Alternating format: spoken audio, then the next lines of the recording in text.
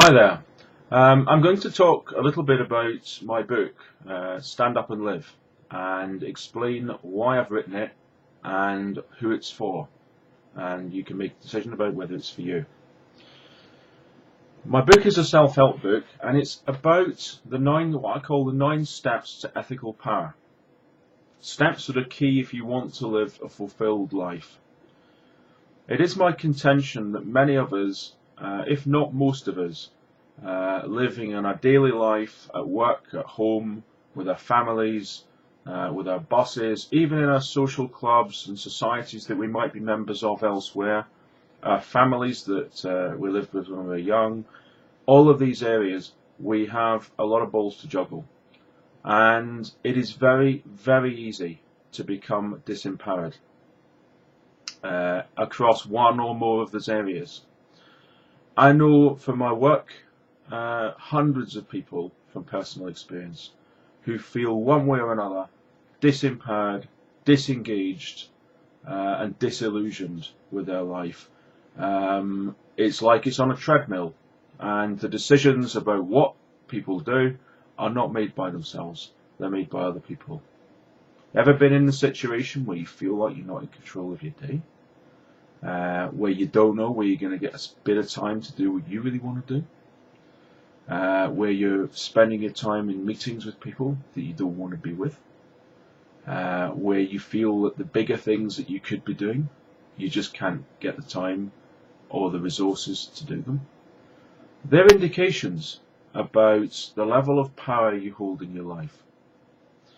Now, I believe personally that many of us shy away from power, and that's why I've written this book, because I don't think it is a topic that gets enough attention in modern society, or indeed in anywhere on this planet.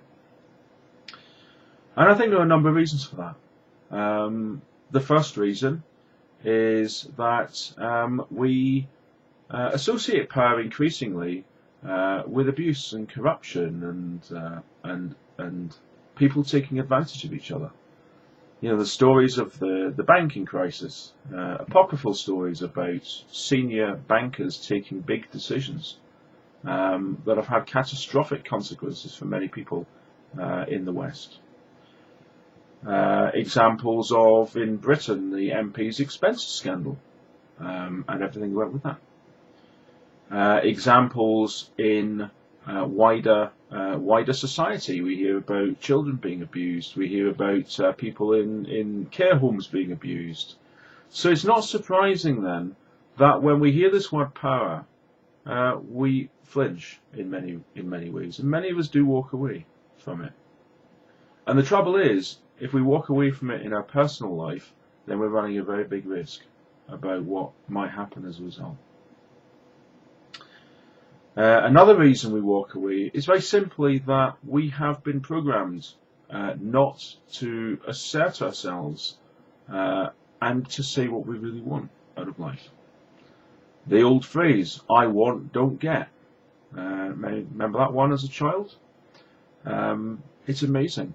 We can't say what it is we need at any one point in time. And so we develop all these strategies for dancing around whatever it is we really want.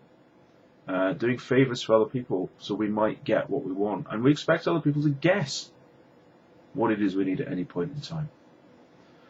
And because of that, we often don't get what we want. So we end up in a situation where our life is not our own. It belongs to somebody else or other people, but it certainly doesn't feel like ours.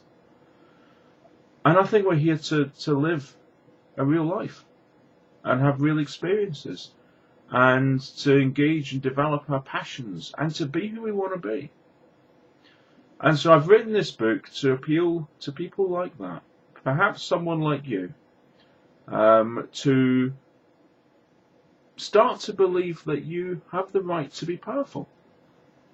No one has the right to tell you how to live your life. That's for you to decide. And no one has the right to tell you who you live it with. That is also for you to decide. There is a flip side about taking the consequences of your decisions, and many people don't go there either. So it's about taking responsibility, but it is about taking power Now, I've written the book around what I call the 9 key steps to ethical power. And that is my attempt to deal with the issue about how we can be powerful in our life, but how we can also be ethical about it. So that while we are moving towards more of what is important to us as individual human beings, we're not doing it in such a way that we destroy the power of other people, that we undermine what they're dreaming about, what they want to do, and what's important to them. So it's about moving our relationships with these other people onto a more ethical, upfront footing. What is ethical about not telling somebody what you really need or want? I don't think it's ethical at all. So by adopting the 9 key steps to power, we can start to behave and be more powerful, literally, and to move our lives in a way that really matters to us. And in so doing, we will feel more fulfilled. We will feel happier. We will probably feel more successful.